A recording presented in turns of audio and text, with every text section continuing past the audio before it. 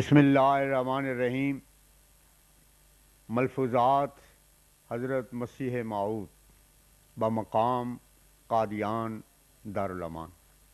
فرمایا، یاد رکھو کہ کوئی عبادت اور صدقہ قبول نہیں ہوتا جب تک کہ اللہ تعالیٰ کے لیے جوش نہ ہو، ذاتی جوش نہ ہو جس کے ساتھ کوئی ملونی ذاتی فوائد اور منافع کی نہ ہو، ایسا ہو کہ خود بھی نہ جانے کہ یہ جوش میرے میں کیوں ہے۔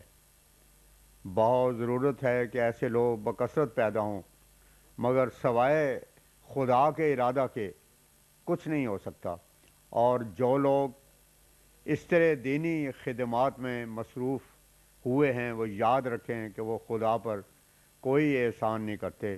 جیسا کہ ہر ایک فصل کے کاٹنے کا وقت آ جاتا ہے، ایسے ہی مفاسد کے دور کر دینے کا اب وقت آ گیا ہے۔ تثلیث پرستی حد کو پہنچ گئی ہے، صادق کی توہین و گستاخی انتہا تک کی گئی ہے۔ رسول اللہ صلی اللہ علیہ وسلم کا قدر مکھی اور زنبور جتنا نہیں کیا گیا۔ زنبور سے بھی آدمی ڈرتا ہے اور چیونٹی سے بھی اندیشہ کرتا ہے، مگر حضرت رسول کریم صلی اللہ علیہ وسلم کو برا کہنے میں کوئی نہیں جھجکا۔ کذبوا بآیاتنا، البقرہ آیت 40 کے مصداق ہو رہے ہیں۔ جتنا منہ ان کا کھل سکتا ہے انہوں نے کھولا اور منہ پھاڑ پھاڑ کر سب و شتم کیا۔ اب وقت واقعی آ گیا ہے کہ خدا تعالیٰ ان کا تدارک کرے۔ ایسے وقت میں وہ ہمیشہ ایک آدمی کو پیدا کیا کرتا ہے۔ وَلَن تَجِدَ لِسُنَّتِ اللَّهِ تَبْدِيلًا، الاحزاب آیت 63۔ وہ ایسے آدمی کو پیدا کرتا ہے جو اس کی عظمت و جلال کے لیے بہت ہی جوش رکھتا ہو۔ باطنی مدد کا اس آدمی کو سہارا ہوتا ہے۔ دراصل سب کچھ خدا تعالیٰ آپ کرتا ہے، مگر اس کا پیدا کرنا صرف ایک سنت کا پورا کرنا ہوتا ہے۔ اب وقت آ گیا ہے۔ خدا تعالیٰ نے عیسائیوں کو قرآن کریم میں نصیحت کی تھی کہ اپنے دین میں غلو نہ کریں، پر انہوں نے اس نصیحت پر عمل نہ کیا، اور پہلے وہ صرف ضالین تھے پر آپ مضلین بھی بن گئے۔ خدا تعالیٰ کے صوبِ قدرت پر نظر ڈالنے سے معلوم ہوتا ہے کہ جب بات حد سے گزر جاتی ہے تو آسمان پر تیاری کی جاتی ہے۔ یہی اس کا نشان ہے کہ اب تیاری کا وقت آ گیا ہے۔ سچے نبی رسول مجدد کی یہی بڑی نشانی ہے کہ وہ وقت پر آوے، ضرورت کے وقت پر آوے۔ لوگ قسم کھا کر کہیں کہ کیا یہ وقت نہیں کہ آسمان پر کوئی تیاری ہو، مگر یاد رکھو کہ خدا تعالیٰ سب کچھ آپ کرتا ہے۔ ہم اور ہماری جماعت اگر سب کے سب حجروں میں بیٹھ جاویں تب بھی کام ہو جاوے گا اور دجال کو زوال آوے گا۔ تلک الایام نداولها بین الناس، آل عمران آیت 41۔ اس کا کمال بتاتا ہے کہ اب اس کے زوال کا وقت ہے۔ اس کا ارتفاع ظاہر کرتا ہے کہ اب وہ نیچا دیکھے گا۔ اس کی آبادی اس کی بربادی کا نشان ہے۔ ہاں، ٹھنڈی ہوا چل پڑی ہے۔ خدا تعالیٰ کے کام آہستگی کے ساتھ ہوتے ہیں۔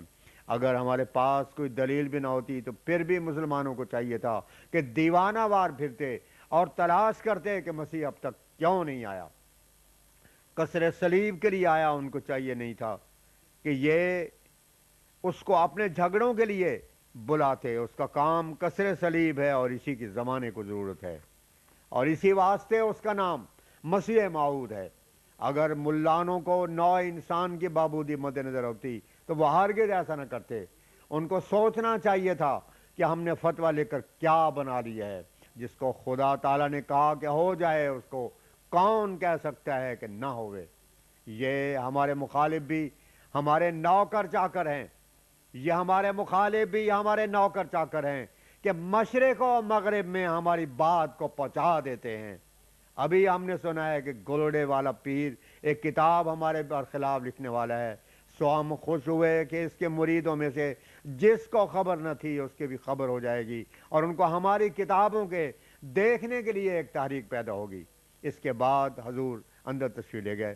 ایک اور وقت میں حضرت اقدس نے فرمایا، یہ جو حدیث سے ثابت ہے کہ اس زمانے میں ذلیل لوگ عزت پا جائیں گے، سو یہ بات چوڑوں اور چماروں کے عیسائی ہونے میں پوری ہوئی کی تعلیم دے کر اور انگریزی نام رکھ کر دفتروں میں افسر کیا جاتا ہے، اور بڑے بڑے خاندانی ان کے سامنے ایک ذلیل کی طرح کھڑے ہوتے ہیں۔ صاحبزادہ سراج الحق صاحب، پیر سراج الحق صاحب نے لطیفہ سنایا کہ میں وحدت وجود کے مسئلے کا قائل تھا اور شہودیوں کا سخت مخالف۔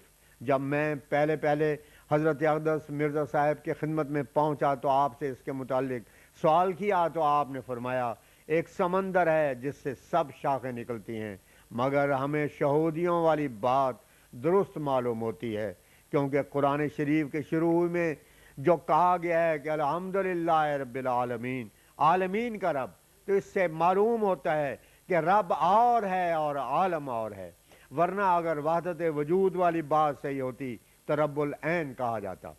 19 مارچ 1908 بوقت سیر۔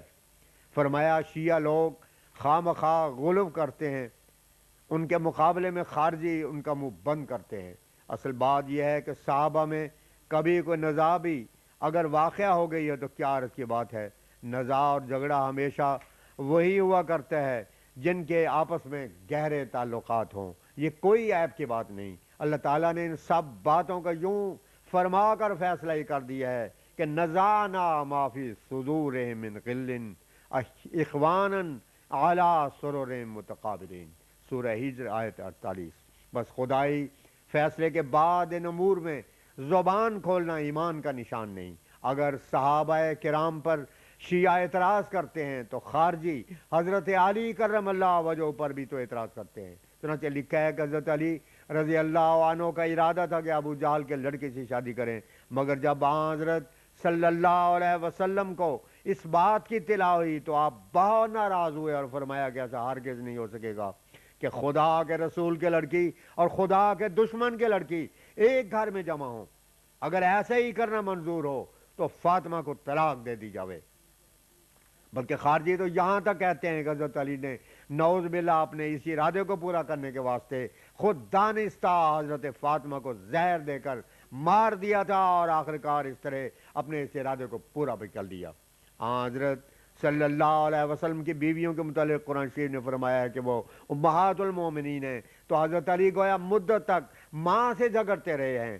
حضرت حسن نے حضرت معاویہ کے مقابلے میں ملک ہی چھوڑ دیا تھا، مگر دیکھو حضرت علی نے ماں سے جھگڑا نہ چھوڑا، بلکہ یہ بھی ثابت ہوتا ہے کہ حضرت علی کرم اللہ وجہ نے اول حضرت ابو بکر کی بیعت سے بھی تخلف کیا تھا، مگر پھر گھر میں جا کر خدا جانے یک دفعہ کیا خیال آیا کہ پگڑی بھی نہ باندھی اور فوراً ٹوپی سے ہی بیعت کرنے کو آ گئے اور پگڑی پیچھے منگائی۔ معلوم ہوتا ہے کہ ان کے دل میں خیال آ گیا ہوگا کہ یہ تو بڑی معصیت ہے، اسی واسطے اتنی جلدی کی کہ پگڑی بھی نہ باندھی۔ اصل بات یہ ہے کہ یہ سب باتیں قرآن شریف میں تدبر نہ کرنے کی وجہ سے ہیں۔ حضور نے وفات مسیح کے مسئلے پر فرمایا قرآن شریف یہود و نصارہ کے اختلافات کے لیے بطور حکم ہے۔ اصل جھگڑا تو یہ تھا کہ تورات میں لکھا تھا کہ جو سولی پر لٹکایا جاوے اس کا رفع روحانی نہیں ہوتا، اور وہ اس قابل نہیں ہوتا کہ خدا تعالیٰ کی طرف سے ایسے شخص کو خلعت نبوت عطا کیا جاوے، بلکہ ملعون اور لعنتی ہوتا ہے۔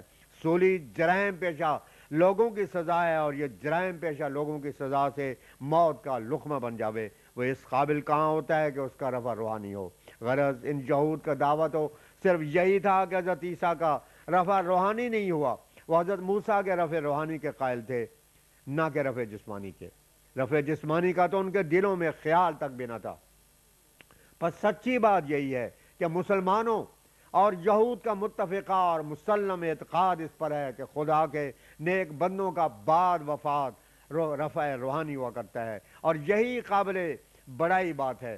رفع جسمانی کے یہ نہ قائل ہیں اور نہ کوئی اس میں فضیلت مد نظر ہے۔ چنانچہ قرآن شریف بھی اسی اصول کو یوں بیان فرماتا ہے کہ مفتحات لہم الابواب، سورہ صاد آیت 51، یعنی جو خدا کے نزدیک متقی اور برگزیدہ انسان ہوتے ہیں، خدا ان کے لیے آسمانی رحمت کے دروازے کھول دیتا ہے، اور ان کا رفع روحانی بعد الموت کیا جاتا ہے، اور اس کے مقابل میں ان کے مقابل میں جو لوگ بدکار اور خدا تعالیٰ سے دور ہوتے ہیں اور ان کو خدا تعالیٰ سے کوئی تعلق صدق و اخلاص نہیں ہوتا، ان کے واسطے آسمانی دروازے نہیں کھولے جاتے، جیسا کہ فرمایا لا تفتح لهم ابواب السماء ولا یدخلون الجنت حتی یلج الجمل فی سم الخیاط، الاعراف آیت 41۔ غرض یہود کا اعتراض تو یہی تھا کہ نعوذ باللہ حضرت عیسیٰ چونکہ سولی پر چڑھائے گئے ہیں اس واسطے وہ ملعون ہے، اور صاف بات ہے کہ ملعون کا رفع روحانی نہیں ہو سکتا۔ اسی کے جواب میں قرآن شریف نے فرمایا ہے بل رفع اللہ الیہ، النساء آیت 159۔ اچھا، ہم یہ دریافت کرتے ہیں کہ اگر یہودیوں کے یہی اعتراض تھا کہ حضرت عیسیٰ کا رفع جسمانی نہیں ہوا، تو پھر قرآن شریف جو کہ ان دونوں قوموں میں حکم ہو کر آیا ہے، اس نے یہود کے اس اعتراض کا کیا جواب دیا ہے؟ کیا وجہ کہ قرآن شریف نے یہود کے اصل اعتراض کا تو کہیں جواب نہیں دیا اور رفع روحانی پر اتنا زور دیا، اور رفع اللہ الیہ فرمایا، رفع اللہ الی السماء کیوں نہیں فرمایا؟ عرش الہی ایک ورا الورا مخلوق ہے جو زمین سے اور آسمان سے بلکہ تمام جہات سے برابر ہے۔ یہ نہیں کہ نعوذ باللہ عرش الہی آسمان سے قریب اور زمین سے دور ہے، بلکہ وہ لعنتی ہے وہ شخص جو ایسا اعتقاد رکھتا ہے۔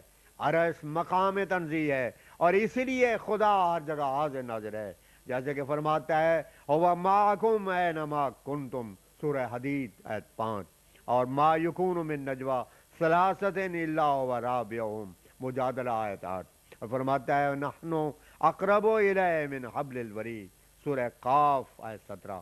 غرض اصل جھگڑا تو صرف ان کے رفع روحانی اور مقرب بارگاہ سلطانی ہونے کے متعلق تھا، سو اللہ تعالیٰ نے اس کا فیصلہ ہی کر دیا یہ فرما کر کہ بل رفع اللہ الیہ۔ اب کوئی بتائے کہ بھلا اس سے ان کا آسمان پر چڑھ جانا کیسے ثابت ہوتا ہے؟ کیا خدا تعالیٰ آسمان پر ہے اور زمین پر نہیں؟ اللہ تعالیٰ نے تو حضرت عیسیٰ کا قصہ ہی تمام کر دیا ہے، جہاں یہ سوال جواب ہے کہ فلما توفیتنی کنت انت الرقیب علیہم، سورہ مائدہ آیت 118۔ اس آیت سے دو باتیں ثابت ہوتی ہیں، ایک تو حضرت عیسیٰ کا وفات پا جانا، اور دوسرے ان کا دوبارہ دنیا میں نہ آنا، کیونکہ یہ سوال و جواب قیامت کے دن ہوں گے۔